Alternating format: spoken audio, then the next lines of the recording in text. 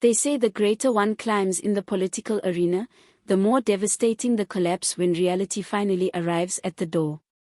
This week, the reverberation of that reality is shaking the foundations of South Africa's judicial system, as former Public Enterprises Minister Malusi Gigaba walks directly into the tempest he once believed he could evade.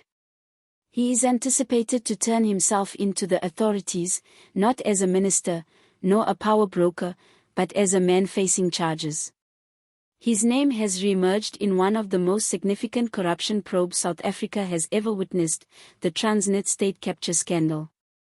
For years, Gigaba appeared untouchable, refined, self-assured, and authoritative. He was the image of a fresh wave of ANC leadership, youthful, driven, and pledging reform. Yet behind the crisp attire and polished addresses, investigators now claim there existed a network of sway, control, and multi-billion rand agreements that likely contributed to the grim period of state capture. The National Prosecuting Authority, via its investigating division, is closing in. This is the same unit that has already brought Brian Molefe, the past Transnet CEO, and NH Singh, the former CFO, before the judiciary on counts of fraud, corruption, and racketeering. Now, the net is drawing tighter.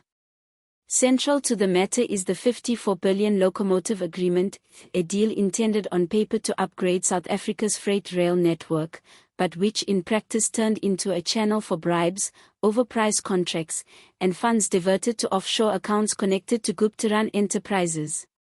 During Gigaba's term as Public Enterprises Minister from 2010 to 2014, the Gupta family was not merely a faint murmur in the shadows.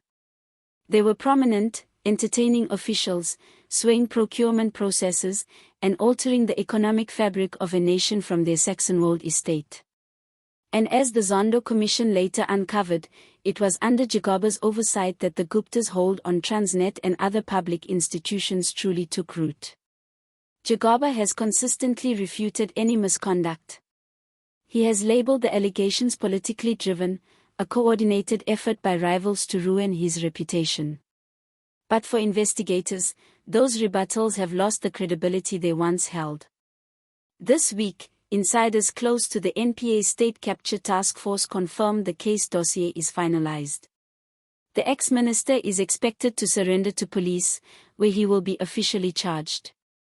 While the specifics of the charges remain confidential, those with knowledge indicate they are grave and extensive, tying Gigaba to the chain of decisions that authorized the locomotive agreements and permitted Gupta-linked shell firms to extract billions from the system. This is more than just another corruption story. This is history completing a cycle. Gigaba first gained national attention as one of the ANC's rising stars, an emblem of a younger, educated, post-apartheid leadership poised to carry Mandela's vision forward. Yet power transforms individuals. And in the cutthroat realm of South African politics, allegiance often serves as a stronger currency than the law. From 2010 to 2014, Transnet was meant to be a catalyst for advancement, transporting commodities, generating employment, and revitalizing the economy. Instead, it turned into one of the most extensive crime sites in South Africa's democratic story. The locomotive agreement alone, valued at over 54 billion rand, was allegedly inflated by nearly 16 billion rand, as revealed in Zondo Commission testimonies. Emails, bills, and money trails illustrated payments circulating through a labyrinth of firms managed by Gupta associates, individuals now evading justice in Dubai and India. It was an elaborate scheme of avarice. And Gigaba, as prosecutors claim, was not merely a bystander. He was the minister who authorized, who endorsed, who averted his gaze while the country lost billions. He was the political linchpin that released the funds. Today, the same individual who once addressed Parliament in defense of Transnet's modernization plan will now appear before a judge, charged with facilitating one of the most massive plundering schemes in South Africa's past. The NPA statement is unequivocal: no one, regardless of stature, will avoid responsibility. It has taken years to reach this stage, years of postponements, political shielding, and witnesses intimidated or paid off. But the proof, once fragmented, has started to assemble like segments of a puzzle falling into place. The Zondo Commission initially set the stage, uncovering how the Guptas penetrated all tiers of public procurement, from Eskom to Denel, from SA to Transnet. And for each individual named in those documents, a day of judgment loomed in the background: Brian Molefe, Enij Singh, and now Malusi Gigaba. Once celebrated as the ANC's future, now just another entry in the lengthy register of those seduced by corruption's allure. Gigaba's submission to the police is not only a procedural step. It is symbolic, an instant of reckoning for a person who has long presented himself as a casualty of internal party strife. But now, the struggle is not political. It is legal. The pressing query is, who follows? If prosecutors can establish Gigaba's connection to the Gupta locomotive arrangement, it may trigger a domino effect. Other ministers, consultants, and functionaries from that era could share his destiny.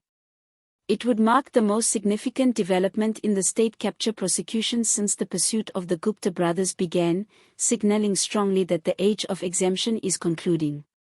Nevertheless, some remain doubtful. Skeptics contend that Gigaba's indictment is politically targeted, noting that other high-ranking individuals who profited from state capture remain unscathed.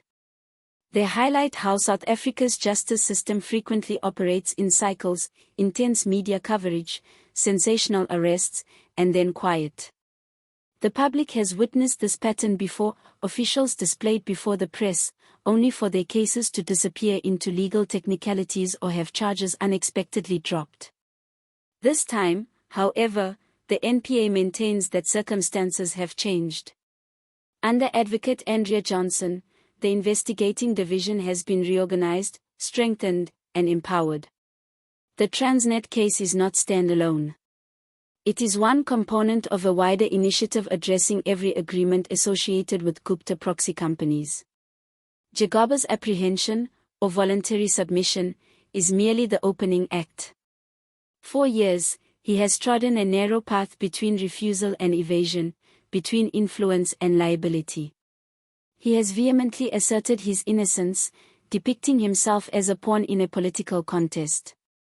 Yet even the most forceful disclaimers cannot eliminate the documented evidence.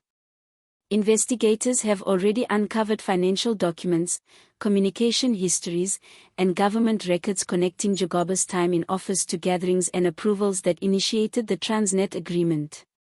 The NPA states it now possesses enough proof to indict him. And that proof, once presented in court, may draw other influential political figures into the fray. South Africa observes, tired, doubtful, yet still clinging to the hope that justice will at last hold meaning. For too long, state capture has been a festering injury, draining confidence from the nation's democracy. Transnet's downfall was not solely about financial loss. It was about treachery, how public roles intended to serve citizens were converted into private cash dispensaries by those who vowed to safeguard them. That is why Gigaba's surrender is significant. It signifies a change, however slight, toward a South Africa that refuses to ignore wrongdoing. When he enters that police station, cameras will ignite and headlines will blare. But beyond the media spectacle, a deeper process will unfold: the accountability of a man who formerly stood at the core of authority, now confronting the impartial mechanisms of justice. It serves as a warning to every functionary still concealing the remains of corruption: your turn will arrive as well. The NPA states this is not about retaliation, but about rebuilding, renewing confidence in legal governance, returning honor to civic duty, and delivering justice to those who have suffered from years of political rapacity. Malusi Gigaba's narrative continues. He may still resist. He may still declare his purity. But regardless of the duration, South Africa is stirring. And the era when officials could plunder billions and pose for the press is nearing its conclusion. The upheaval is now present. And on this occasion, it is not only the minor players being trapped. It is the architects of the scheme itself. Gigaba once vowed a